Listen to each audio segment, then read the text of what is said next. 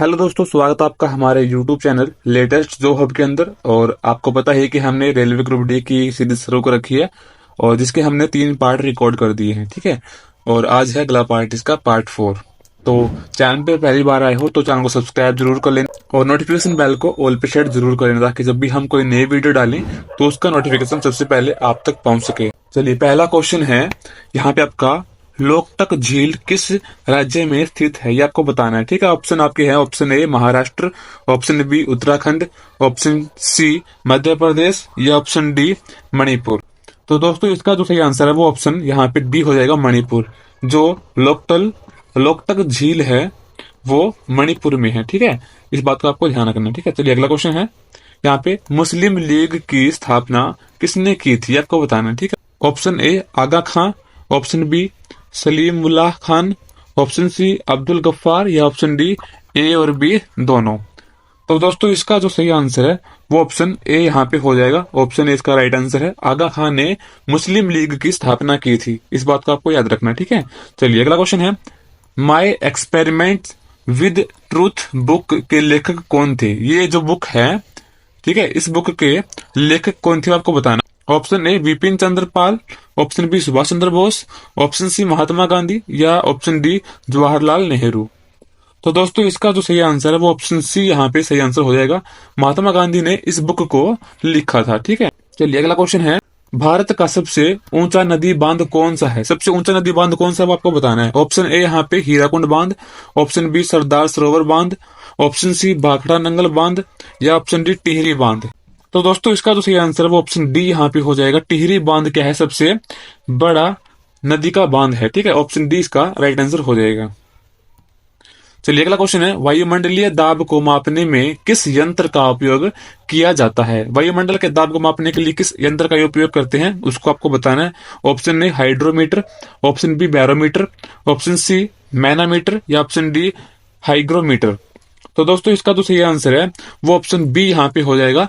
ठीक है, वायुमंडलीय दाब को मापने के लिए बैरोमीटर का इस्तेमाल किया जाता है। ठीक है, बैरोमीटर का यहाँ पे इस्तेमाल किया जाता है वायुमंडलीय दाब को मापने के लिए, तो इस बात को आपको याद रखना है। ठीक है, चलिए अगला क्वेश्चन है, भारतीय संविधान की आत्मा किस अनुच्छेद को कहा जाता है, ये आपको बताना है। ऑप्शन ए अनुच्छेद 34, ऑप्शन बी अनुच्छेद 32, ऑप्शन सी अनुच्छेद 40 या ऑप्शन डी अनुच्छेद 52। तो दोस्तों, इसका जो सही आंसर है वो ऑप्शन बी यहाँ पे राइट आंसर इसका हो जाएगा। अनुच्छेद 32 को भारतीय संविधान की आत्मा कहा जाता है। ठीक है, भारतीय संविधान की आत्मा कहा जाता है। चलिए अगला क्वेश्चन है, सनसाइन विटामिन के नाम से किसे जाना जाता है, यानी किस विटामिन को सनसाइन के नाम से जाना जाता है। ऑप्शन ए यहाँ पे vitamin A, option B vitamin B, option C vitamin D या ऑप्शन डी विटामिन के। तो दोस्तों, इसका जो सही आंसर है यहाँ पे ऑप्शन सी वाला हो जाएगा। ठीक है, ऑप्शन सी, यानी कि विटामिन डी जो है वो उसको सनसाइन के नाम से जाना जाता है। ठीक है दोस्तों, चलिए अगला क्वेश्चन है, गौतम बुद्ध के गुरु का क्या नाम था, ये आपको बताना है। Option A Alar Kalam, option B Kapil, option C Upagupta या ऑप्शन डी पणिनी। ठीक है, तो इसका जो सही आंसर है वो ऑप्शन ए यहाँ पे हो जाएगा।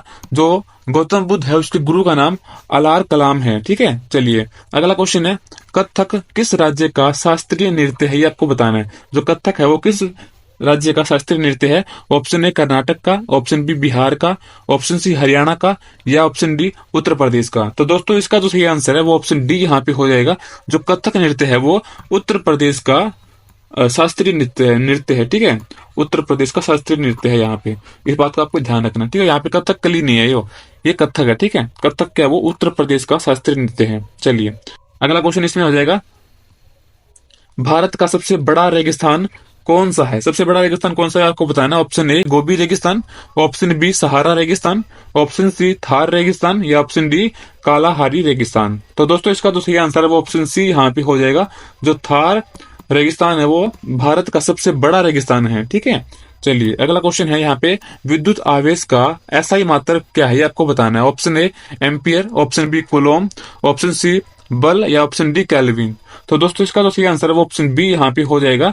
जो विद्युत है, विद्युत आवेश का जो एसआई मात्रक है, एसआई मात्रक होता है वो क्या है, कूलाम है। ठीक है, चलिए अगला क्वेश्चन है, मयूर सिंहासन पर बैठने वाला अंतिम मुगल बादशाह कौन था, ये आपको बताना। Option A Bahadur Shah, option B Jahandar Shah, option C Shah Alam प्रथम या ऑप्शन डी मोहम्मद शाह रंगीला।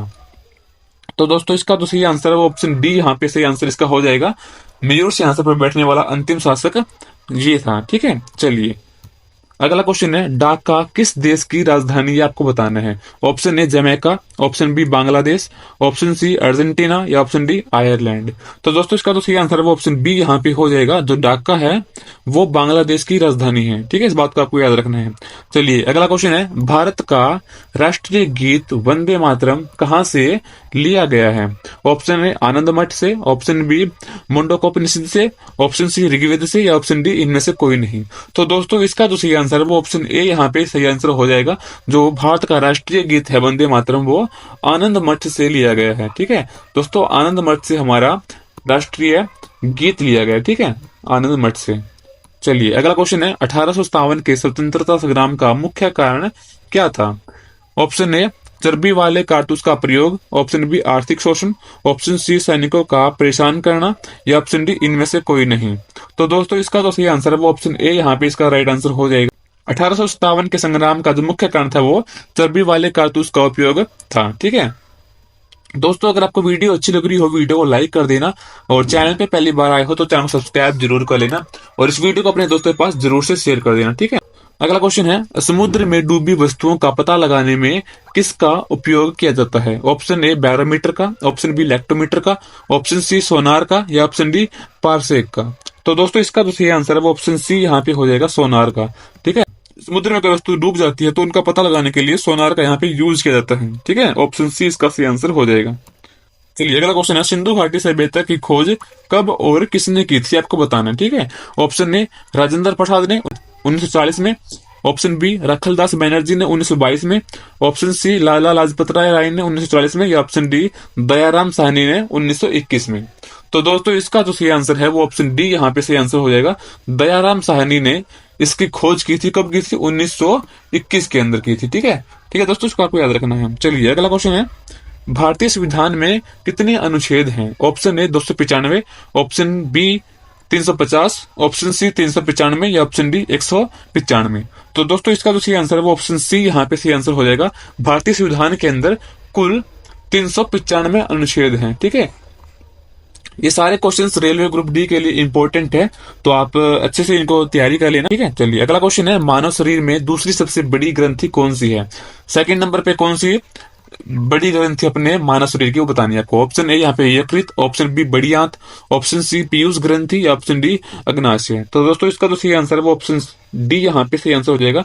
जो हमारा अग्नाशय है, अग्नाशय वो हमारा सेकंड क्या है, सेकंड बड़ी ग्रंथि है। ठीक है, फर्स्ट पे कौन सी है, फर्स्ट पे वो अपना यकृत होता है। ठीक है, सबसे बड़ी जो यकृत है हमारा शरीर का ग्रंथि होती है, सेकंड नंबर पे अग्नाशय होता है। ठीक है, चलिए अगला क्वेश्चन है यहाँ पे, भारतीय राष्ट्रीय कांग्रेस का पहला मुस्लिम अध्यक्ष कौन था, ये आपको बताना है। ठीक है, option A Abdul Kalam Azad, option B M Ansari, option C Badruddin Tayyab या ऑप्शन डी अहमद किदवई। ठीक है, तो दोस्तों इसका जो सही आंसर है वो ऑप्शन सी यहाँ पे हो जाएगा, बदरुद्दीन तैयब इसका सही आंसर है, जो हमारे राष्ट्रीय कांग्रेस का पहला मुस्लिम अध्यक्ष था। ठीक है, चलिए अगला क्वेश्चन है, यहाँ पे भारत का सबसे बड़ा राष्ट्रीय उद्यान कौन सा है।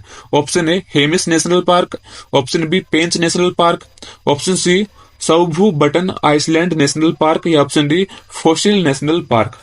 तो दोस्तों इसका जो सही आंसर है वो ऑप्शन यहाँ पे ए हो जाएगा। ठीक है, ऑप्शन ए इसका सही आंसर हो जाएगा। हेमिस नेशनल पार्क भारत का सबसे बड़ा राष्ट्रीय उद्यान है। ठीक है, चलिए अगला क्वेश्चन है, सबसे भारी धातु कौन सी है, वो आपको बतानी है। ऑप्शन ए लोहा, option B lithium, option C osmium या ऑप्शन डी निकेल। तो दोस्तों सबसे भारी जो धातु है वो हमारी निकेल होती है। ठीक है, ऑप्शन डी इसका सही आंसर हो जाएगा। जो सबसे भारी वस्तु है, धातु है, वो कौन सी है, निकेल है। ठीक है, ऑप्शन डी इसका सही आंसर हो जाएगा।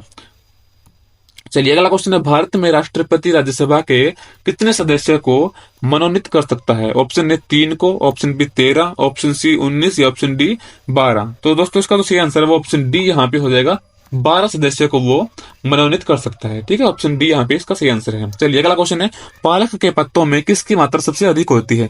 जो हमारी पालक होती है खेतों में, उसमें सबसे अधिक मात्रा किस चीज की होती है? ऑप्शन ए विटामिन की, ऑप्शन बी आयरन की, ऑप्शन सी वसा की, या ऑप्शन डी कार्बोहाइड्रेट की। तो दोस्तों इसका जो सही आंसर है वो ऑप्शन बी यहाँ पे सही आंसर इसका हो जाएगा। हाँ, जो पालक के पत्ते होते हैं उसके अंदर आयरन की मात्रा सबसे अधिक होती है। ठीक है, आयरन की मात्रा सबसे अधिक होती है। चलिए अगला प्रश्न है, किस मुगल शासक को आलमगीर कहा जाता था? Option A Jahangir, option B Aurangzeb, option C Akbar, या ऑप्शन डी शाहजहां। तो दोस्तों इसका सही आंसर है वो ऑप्शन बी यहाँ पे हो जाएगा। औरंगजेब को आलमगीर कहा जाता था। ठीक है, चलिए अगला क्वेश्चन है, संविधान सभा के झंडा समिति के अध्यक्ष कौन थे? Option A Rajendra Prasad, option B Bhimrao Ambedkar, option C Rajagopalachari, या ऑप्शन डी इनमें से कोई नहीं। तो दोस्तों इसका जो सही आंसर है वो ऑप्शन ए यहाँ पे हो जाएगा, डॉक्टर राजेंद्र प्रसाद। ठीक है, चलिए अगला क्वेश्चन है, बिहार में 1857 के विद्रोह का नेतृत्व किसने किया था? ऑप्शन ए तात्या टोपे ने, ऑप्शन बी रानी लक्ष्मीबाई ने, ऑप्शन सी कुंवर सिंह ने, या ऑप्शन डी नाना साहेब ने। तो दोस्तों इसका जो सही आंसर है वो ऑप्शन यहाँ पे सी हो जाएगा, कुंवर सिंह ने। ठीक है, चलिए अगला क्वेश्चन है, किस ग्रह को लेटा हुआ ग्रह कहा जाता है? ऑप्शन ए वरुण को, ऑप्शन बी पृथ्वी को, ऑप्शन सी अरुण को, या ऑप्शन डी बृहस्पति को। तो दोस्तों इसका जो सही आंसर है वो ऑप्शन सी यहाँ पे इसका राइट आंसर हो जाएगा। अरुण को बैठा हुआ घर या लेटा हुआ घर कहा जाता है। ठीक है, लेटा हुआ ग्रह कहा जाता है अरुण को।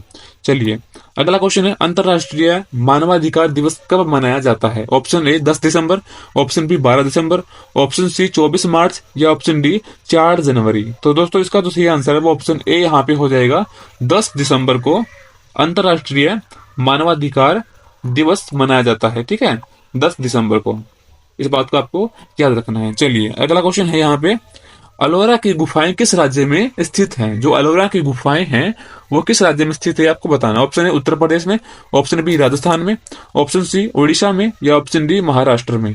तो दोस्तों इसका जो सही आंसर है वो ऑप्शन डी यहाँ पे हो जाएगा। जो अलोरा की गुफाएं हैं वो कहाँ पे स्थित है दोस्तों? वो है महाराष्ट्र के अंदर। ठीक है, इस बात को आपको याद रखना है।